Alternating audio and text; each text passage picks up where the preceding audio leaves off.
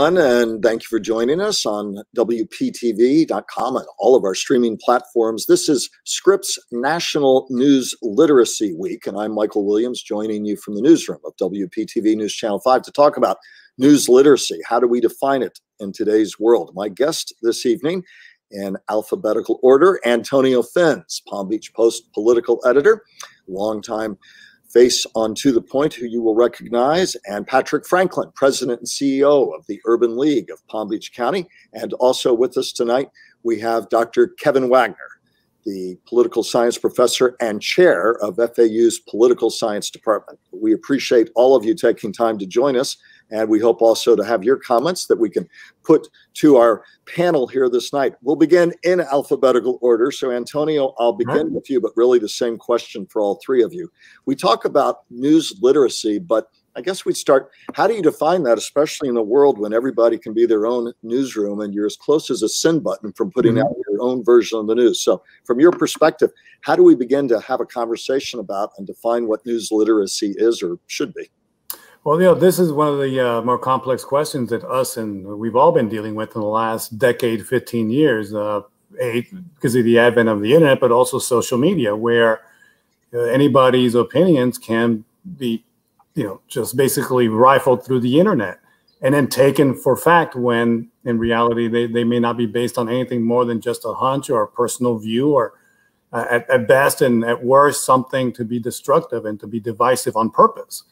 And we've seen that play out all this time. And so, and I think that part of the issue here isn't just news literacy, it's citizenship, literacy. We're not subjects that are beholden to a monarch. We are citizens, and we have a duty as part of being a citizen of this country to make decisions in terms of governance and elections and how we view our role as citizens to the government. And a lot of that has to be informed by news, by information in the public space. And we all have a duty to make sure that what we are listening to and what we are then sharing is correct and that has been verified. I mean, our job, Michael, is, everything that we put on, that you put on the air and that I put on our website and in print has to be verified. There has to be sources. There has to be some veracity to it.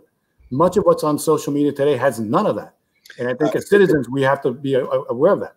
And we'll talk more about how you can find sources of information that is vetted, because the great irony is, as we turn it to Patrick Franklin, President and CEO of the Urban League, is that people talk about fake news, a term coined by former President Trump, now former President Donald Trump. But the reality is a lot of the fake news is coming not from places where there are guardrails, where you have a newsroom and there's debates and standards discussed. But again, as I said, the click of a button makes everybody their own newsroom and their own purveyor of information. Given all that, Patrick Franklin, CEO, President of the Urban League of Palm Beach County, define news literacy from where you sit and stand and work, and how we become more literate in a world where there's a tsunami of stuff coming at us all the time. Michael, I grew up in a world of Walter Cronkite, where we got our news every evening, and I was in the Central Standard Time in Louisiana at 5:30. And you sat there, you watched, you listened, and you got the facts of the day, and you believed almost every word that Uncle Walter stated. And we're in a different time right now where you don't just wait till the end of the day or the middle of the evening to get your news. It comes in at you every 5 seconds, and you're constantly on that telephone trying to get the latest news back and forth. And I agree with the previous speaker. We are absolutely at a turn point where we're getting fed a lot of misinformation, a lot of fake news, a lot of garbage. And it's hard for anyone to decipher what is right and what is wrong. And then before you know it, you've taken sides on either way, and you're only fed what you want to consume. And once you start consuming that daily, constant, all day, you have grown into a junkie of that information, and you are addicted to what you want to hear and what you want to hear only. Dr. Kevin Wagner, the chairman of FAU's Political Science Department, to borrow from Patrick Franklin's metaphor and for what Antonio said, how do we break the addiction and get on a better diet? How do we become more news literate? How is that even possible in a world and the kind of world we're talking about right now? First, your overview and your thoughts, sir. Yeah, well, part of the problem ultimately, and it's a bigger problem, is that there's so much information being set forth on the internet that it's becoming increasingly hard to differentiate that which has a foundation and a basis from that which does not. I mean, one of the truths is that when we first started studying the internet, a lot of social scientists thought it was going to be democratizing. I mean, think how easily people can communicate with each other, they can share information, they can learn things. But what we found out is that human nature is not necessarily to learn new things. It's to increasingly confirm what we already think is true. And when you have that kind of mindset going on to the internet, you tend to find things that might not be true, but at least are consistent with what you already believed. I mean, Axios did a survey when they found about 8 out of 10 Generation Z college students get a majority of their news from either social media or online news sources. That's great in the sense that they can go on and get the news. The hard part is can they differentiate between what is right and what is wrong? About 70% of those students think that it's easy to distinguish real news from misinformation, and what study after study shows is it's not that easy to do at all. The simple truth is we need to educate people basically that what you read online, even if you want to believe it's true, before you share it, before you send it off, before you comment on it, take some time to confirm how many different news sources are reporting this. What are the biases of the different news sources that it's coming from? Is it coming from major news? Is it coming from some website by a guy named Bob, right? I mean, we have to teach this kind of literacy in order for people to be able to adapt to the myriad of tools that are available to them. One comment from Wendy Butler. Let's put it up. It's a tough comment, but let's tackle it because we're talking about news literacy and truth. Wendy Butler says, as citizens, most of us have lost all faith in the news media. I don't know if she surveyed that, but at any rate, her point of view, as citizens, most of us, she says, have lost all faith in the news media. Don't blame social media or Trump. It's interesting to me as we discuss news literacy that already the comment feed seems to revolve around President Trump, even though that's not singly or even primarily all there is to news literacy. Nonetheless, she goes on to say, we've seen things you reported and have seen what actually happened and how the media shows whose sides they're on. So stop the BS. So it seems, Antonio, if we're going to talk about news literacy, you can't talk about that without talking about the trust factor. Take on what she had to say. It's her critique. And thank you, Wendy, for that thought and critique. Antonio, take that on. Well, hey, look, thanks for the comment. And we hear that all the time. And we hear that, but the issue is, okay, but what specific examples? I don't know where she was coming from. I do know this, that we just have gone through 2 months, okay, of, this fight over the election results. And we've had this fight over, fraud and so forth. And I can tell you that my news organization and others, we didn't report, we reported what happened in the courts, which is that the courts heard the election challenges and dismissed them, over 60 of them. The Supreme Court itself chose not to even hear some of those arguments. That's what we reported. And at the end, a bunch of state elections officials, they also said that reported and showed and demonstrated why there had not been fraud in this election. That is what we reported. I didn't make it up. My colleagues at the USA Today Florida Network and in USA Today across the country, they didn't make this up. We reported what actually happened. But there are other news organizations that continue to talk about these challenges, and this is a fraud and it was a stolen election. So I'm not really sure who's, and by the way, I know lots of people, including people in my family, that believe that there was election fraud, that this election was stolen. And I know what news organizations they're listening to. So at the end of the day, I think, it's easy to say it's all BS and somebody's lying and somebody's not telling the truth. I can only tell you, to Wendy and everybody else watching this, I can only tell you that we reported the facts as they happened in public, in courthouses, in the offices of state elections officials. And that's the story that we reported. And by all accounts, that was the correct one. Antonio Fins, Palm Beach Post political editor. Again, for those of you just joining us, also with Dr. Kevin Wagner, chairman of FAU's Political Science Department, and Patrick Franklin, president, CEO of the Urban League. Getting a lot of unvarnished comments from you at home. So let me ask a question to you all. As we look at news literacy and as you try to expand your own news literacy, how many of you tune out anything that doesn't already agree with your preconceived point of view? I'd love to see how many of you would answer that. And in fact, one questioner said to that point, Brenda Thompson said, verified only if the ones looking at like what you say. If not, they'll block you or shut you off from posting.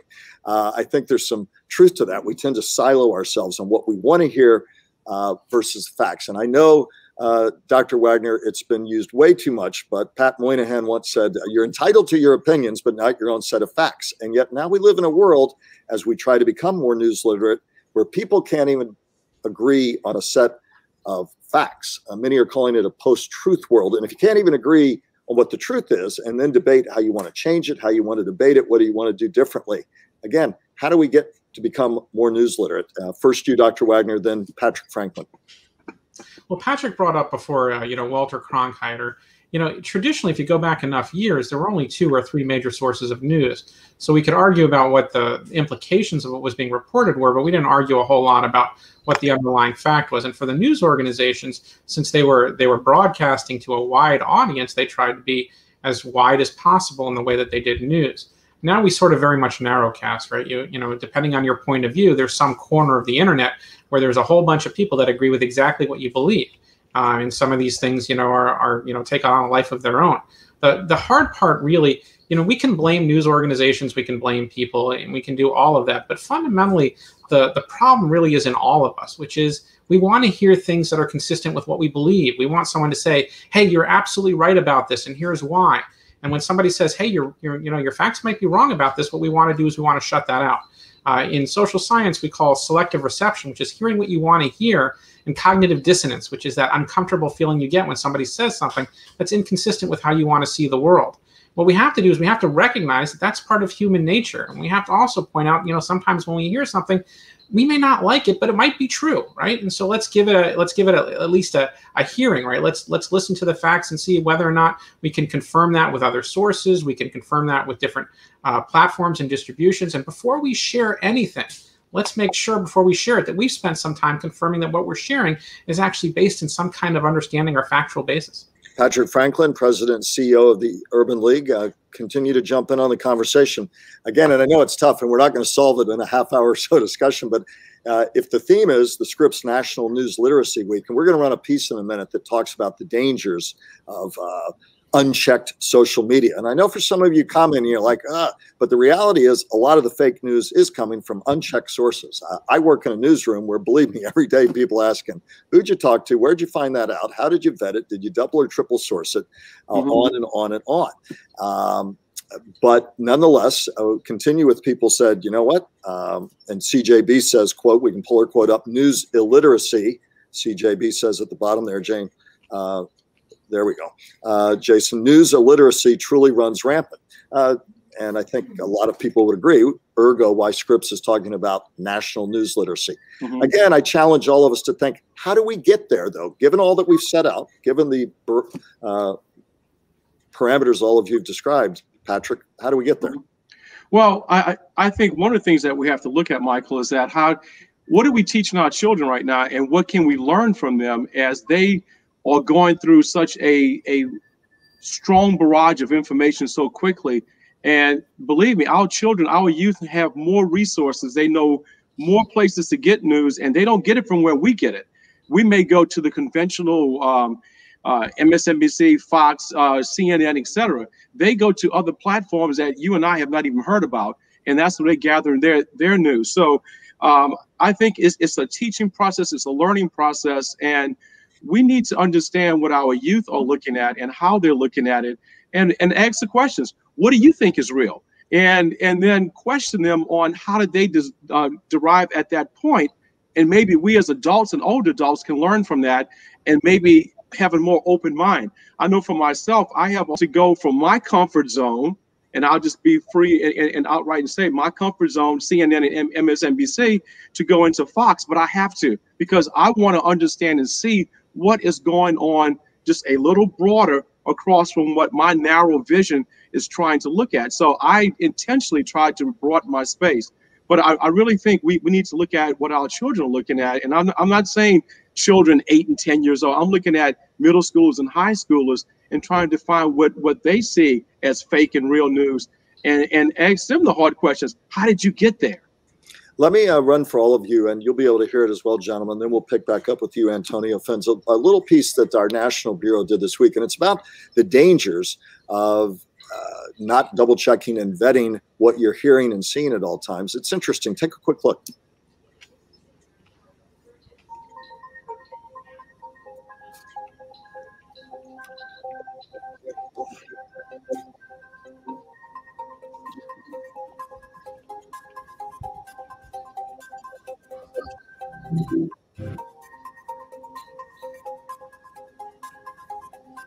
I'd never seen anything like it, where a photo I had taken was so grossly taken out of context.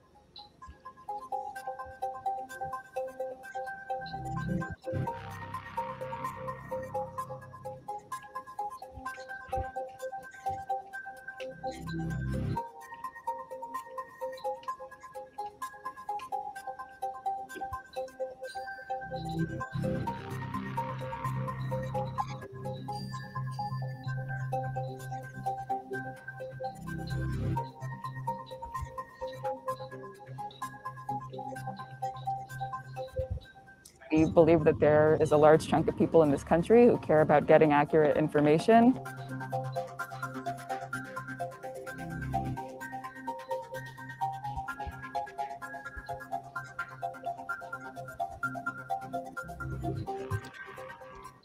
So, Antonio, pick up on that theme. In fact, one person here writes, Georgianne Graziade, excuse me, Georgianne, says it's all fake news in her comment there. When we're that, a lot of people say that. And of course, fake news popularized by then President Donald Trump. Again, it's hard to have a discussion about news literacy when your starting point is you don't believe anything. So what's your best prescription? We'll go back to Patrick Franklin's analysis of addiction to so many different sources of news, whether it's mainstream media from the left to the middle to the right, whether it's the social media tsunami. What is your prescription to people about at least trying to become more news literate? What are the things you'd like them to watch for and look for? Antonio Fins, political editor, Palm Beach Post. Look, I think a lot of it has been discussed. How many sources? Who else is saying this? Is this somebody like you said, or someone earlier said? Is this a website by some guy named Bob? But I think that it's very easy, like the comment you just read, to become very cynical about this, to become very, very skeptical, to basically start tuning everybody out. But let me throw out a warning there. What we've seen here in this country the last 3 weeks is that this is not just an abstract discussion. Our democracy is at stake here. Regardless of which side you were on, okay? Our democracy is at stake. And I will tell you right now that, my grandparents fled a fascist dictatorship. My parents brought my older brother and I to this country to escape a communist dictatorship. I heard the stories about political violence and the same kind of skepticism and cynicism and just tuning out of news from those countries. And now I can say that I'm living in a country where democracy is also at the brink. It's at stake. So I think that, before we just label everybody fake, or we start throwing, the rocks at the glass houses across the street, or whatever metaphor you want to use, I think understand that we are playing with fire here, and where really our democracy is at stake. And we all have a duty as citizens to correct ourselves, media, whether you're a media or you're a reader or whatever you are, to correct ourselves before this really gets beyond the point where we can bring it back.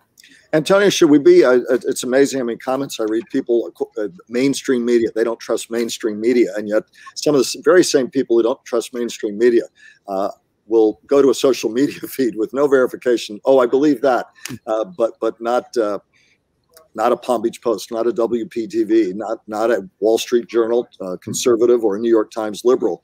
Think on that one for a moment. Dr. Wagner, I find that always interesting. People are happy to go onto social media. They'll decry media, except for the social media that feeds them the information that suits their point of view.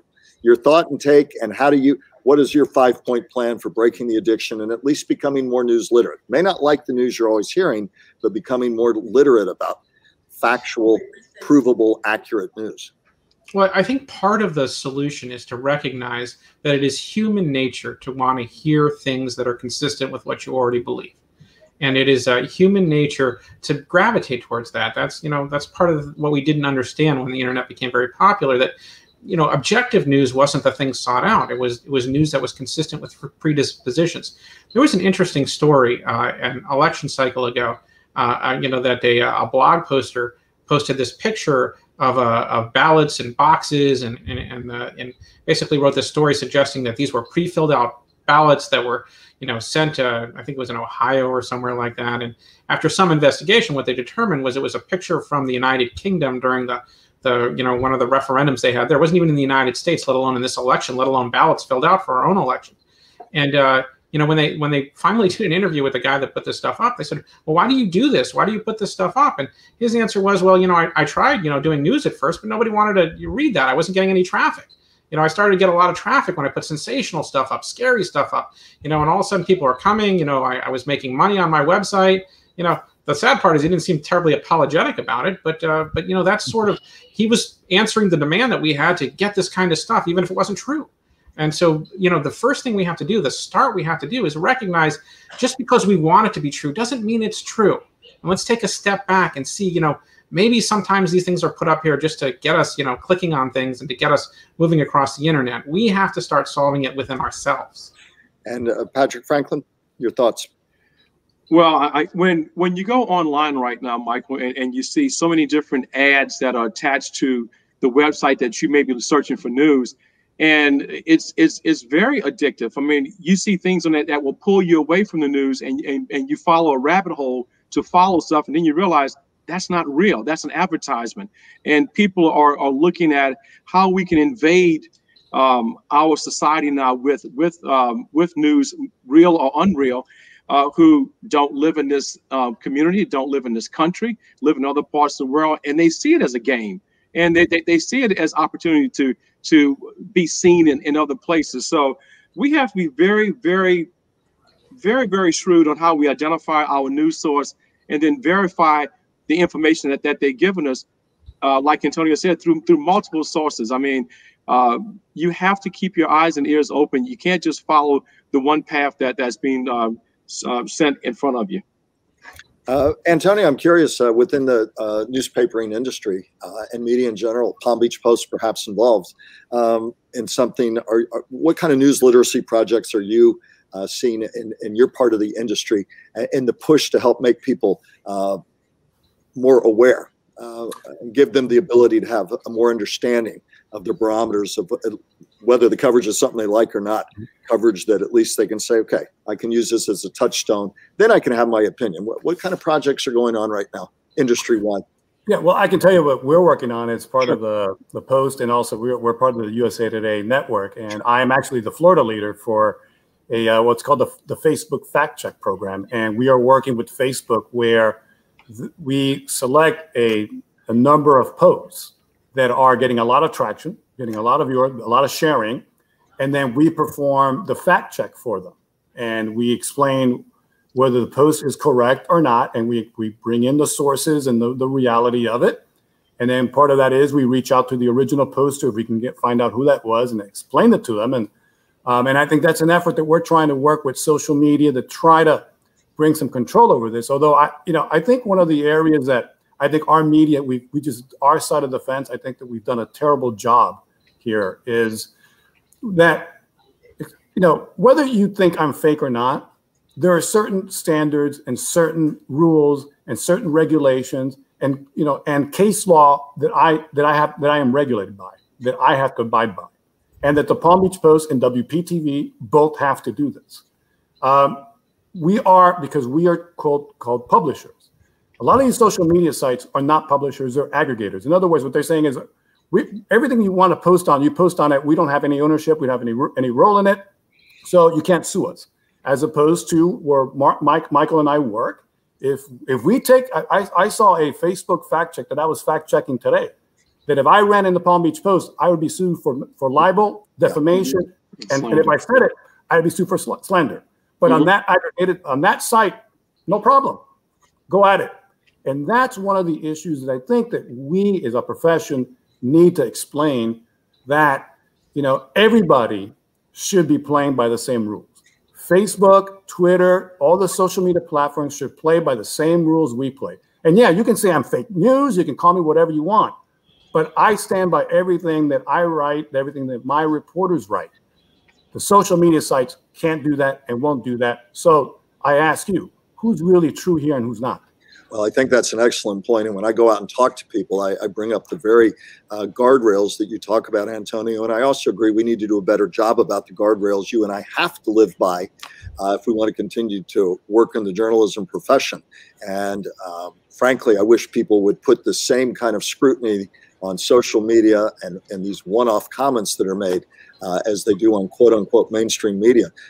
Dr. Wagner, from FAU, from the Political Science Department's point of view, what kind of work are you all doing, or are you seeing university-wide, countrywide, in terms of trying to increase news literacy? Tell us anything that may be going on from your vantage point in academia. Yeah, well, primarily what we try and teach is civic literacy, the obligations of citizenship. We try and spend a little time talking about our founding documents, talking about the Constitution and what it means, and how we apply the Constitution, and what the First Amendment actually means in real life, and what the value of the press is, and a free press and a free society means. The legislature, not many years ago, put on a mandate that citizens should have basic literacy, and the universities are trying very hard to do that. But would help if we put a little more, resources behind it, right? So that so we could do a bit more. At FAU, we have a big annual Constitution Day where we spend a little time. We bring in speakers and talk about issues related to the Constitution. And of course, Antonio well knows that I author the Civics Project column in the Gannett papers as well, where I try and answer questions about how does government work, how does the Constitution work, and we do it politically neutral. It's not partisan. It's not intended to be anything other than a way for people to become a little more educated about how the world works around them. But fundamentally, what we're really talking about is personal responsibility, right? It's really easy just for someone to say, "Hey, this thing happened," right, and for us to start running with it without even checking it. We have to, the fundamental truth is, and I know I said this before, but the fundamental truth is we have to stop being the spreaders of false information, and to do that, we have to take some ownership of our own role in it. And when we say we mean we in a world where all of us can be our own little independent media unit, or want to be media unit. I mean, the kind of power everybody has with this at their fingertips now is something we couldn't have imagined as little as 15 years ago. And I think that's something that there's still a reckoning on in terms of the kind of information that's like a fire hose out there. Patrick Franklin, in your role as president and CEO of the Urban League, any particular projects you all work on to try and increase that news literacy? Yeah, Michael, before I get into that, I mean, one of my questions is, what do we determine as entertainment versus news? And so many of our news channels that are out there today, they focus in on their news of the day, but it's really entertainment. It's not really news. But at the Urban League, we work with our youth programs to encourage our kids to understand government. When I was in high school, we were required to take civics. It's not a requirement anymore, and understand how government works. That's something that we strayed away from. But we do our best to bring in resources, especially pre-COVID, to bring in resources to our youth meetings to really talk about government and talk about how it works. Because again, the more informed we can have our kids understand government, the better we will all be in the future, because they are our future leaders. So we work with them to understand how they take in their news and to understand how government works. But we have a long ways to go. And with COVID going on right now, it makes it even harder right now in this environment. CJB said at the bottom of the thread, Jason Davis, by the way, you heard me calling the name my producer. She says, is it best to research for news that's in the middle? That's a great question, CJ. And Antonio, as we continue to talk about our role as media, as an academia, as people out and community-based organizations doing great work like at the Urban League, I always argue to people, try and be as broadly engaged and look for different sources of news, to be sure, not different sources of facts. I mean, what I tell people is, listen, there are different opinions. I read all the opinion pages, but there's use the election. There's certain base facts about the fact that Republican judge after Republican judge, using the election as an example, said there's no case here. That Republican administration officials said there's no fraud here. Those are facts. Now, you may not like the outcome of something, and you may have opinions about people who wished it turned out differently. But I think one of the things we need to do a better job of is confusing facts versus the fact that we're all entitled to have our opinion about how things turn out. And I think I make sure that I try and find a thread between the story I'm reading from what is liberal commentary or conservative. Good catch there, Antonio. I like that you can grab that. And then I'm a multitasker. But I start each day with a fact base about what's going on. I think we need to do a better job of that, all of us, but we have to be willing to quit doing this. And I see a lot of that sometimes on our comment page where people said, by gosh, I'm just not going to, I don't want to believe it, so therefore I'm not. They call it the post-truth world. Final thoughts from you, Antonio, as we all try to navigate this. We're not going to solve it today, but I appreciate all of you taking a good stab at it. First, Antonio Fence. Yeah, I mean, first of all, look, news should not be conservative. It should not be liberal. It should not be centrist. It should just be facts. And then and how you interpret it and how you decide to view it. That's where you bring in your viewpoint and your vantage point, and that's fair game. That's the way it's supposed to work. But I would just go back to pick up what I was talking about a little bit earlier. You know, every story that my team have two stories out that will be in the paper tomorrow, on our website now. Every sentence in that story, every word in that story, if I were sued right now, I could defend. I could produce the documentation to defend it.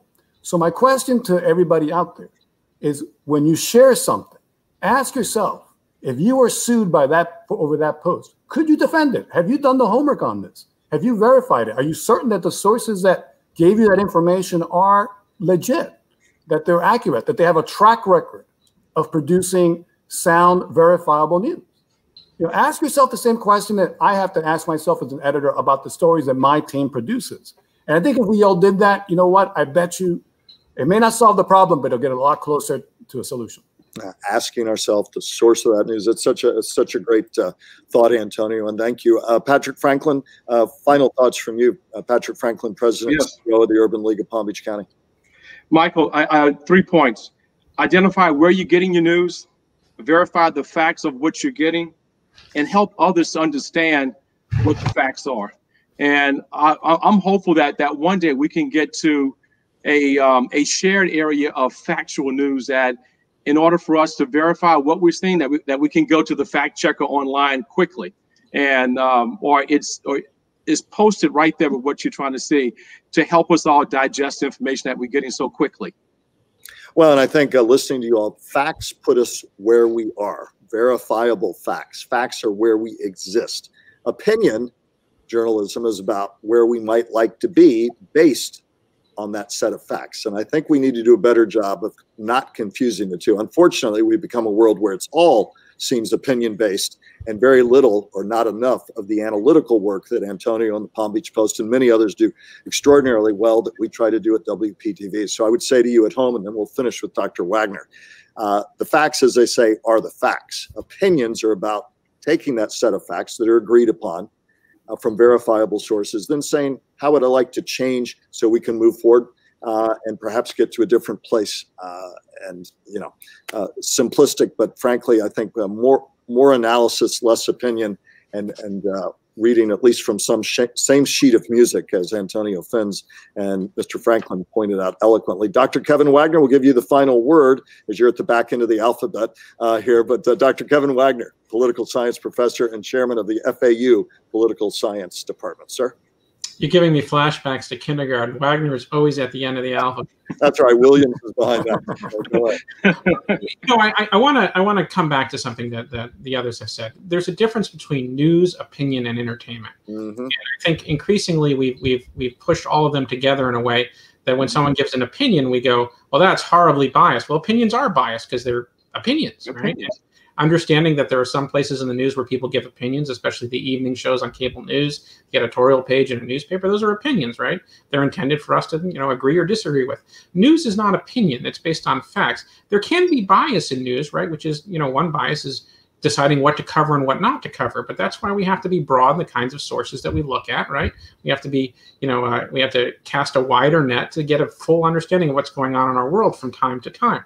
Let me just throw a little social science on here for those of you that are wondering, well, what do I do for that person in my family or my circle that clearly, believes something that I can show is factually not true? What you don't do is call them a liar and say, I have facts and you don't, right? Because it turns out that is not terribly persuasive. What you should probably do is try and approach it, think about what their point of view is, and sometimes think about other people that they might respect that might have a different kind of opinion and way of thinking about it. In other words, try and get them to think about it in a more roundabout way rather than just confronting them and attacking them. One of the things we've noticed is if you confront people with facts that are inconsistent with what they believe, they don't change their mind, they dig in. And so we have to be a little bit kinder in the kind of communication we have with each other instead of just attacking if we want to be able to start having good political conversations again. Finish this, and I promise this will be the last, and we'll go backwards here and finish with our Palm Beach Post newsman, who I've known a good while and a lot of respect for. Finish this sentence to the person who says to you, but I saw it or heard it on social media. Dr. Wagner, what's your rejoinder to them? Because there's so much on social media that's not factual or accurate. What's your rejoinder to the person who says, but I heard it or saw it on social media? Dr. Wagner? Yeah, I think the first answer is that there are a lot of sources on social media. Some of them are very good, sure, but many of them are not. So the short answer is go look and see who else is talking about it and whether they're reliable.